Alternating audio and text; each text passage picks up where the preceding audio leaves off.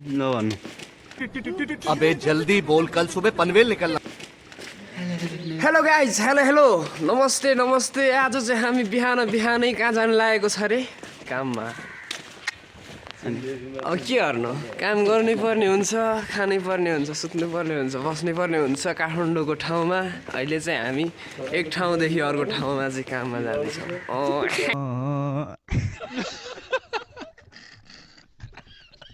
अनि अलिअलि यसो के बौला आउने भयो यार। खासै भ्लग त बनाउनु आउँदैन होइन हामीहरूलाई। अब यसो भ्लग बनाउनु नआए पनि हजुरहरूले सुनिदिनु भएकोमा, हेरिदिनु भएकोमा एकदमै धेरै धेरै धन्यवाद मनैदेखि तनैदेखि होइन।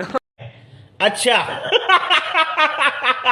होइन आफू खतरा दिन्छ क्या हो त टिडिका। अरू केही भन्नु छ त?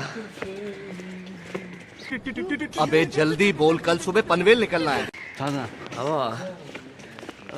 हामी चाहिँ अब आज चाहिँ कहाँनिर काम गर्न आएको भन्दाखेरि घुम्तीदेखि हुँदै चक्रपथ यो कुन रे यो चुनदेवी भन्ने ठाउँमा चाहिँ काम गर्नको लागि यहाँसम्म आएको छौँ।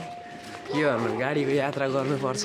बिहानको 5 बजीदेखि उठेर होइन सङ्घर्ष गरेको हो क्या यो होइन।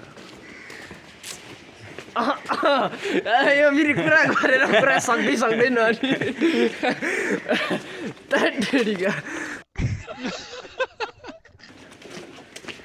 के गर्नु, यस्तो ह्यान्डसम भाइले अब टिकटक बनाउँदाखेरि यार मन कस्तो हुन्छ यार। मलाई पनि टिकटक रे फेरि के अरे यसलाई के भन्छ अरे? भ्लग। अनि दादा सम्झेकोमा एकदमै खुसी लाग्यो, एकदमै धेरै धेरै धन्यवाद गर्छु म भाइलाई पनि। अब चाहिँ हामी कहाँनिर मन्दिरको छेउछाउ आइपुगिसक्यो। चुनदेवी मन्दिर भनेको चाहिँ यही मन्दिरलाई भन्छ। यहाँ चाहिँ धारा पनि रहेछ, नुहाउनु पनि खतरा अब ठाउँ पनि रहेछ होइन। यो चाहिँ चुनदेवीको मन्दिर हो। देखाउनु न यता यसरी।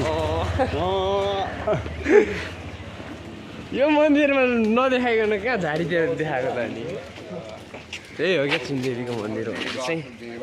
हजुरहरू पनि यो मन्दिरसम्म यात्रा गरिदिनु होला, एकदमै खुसी मिल्नेछ।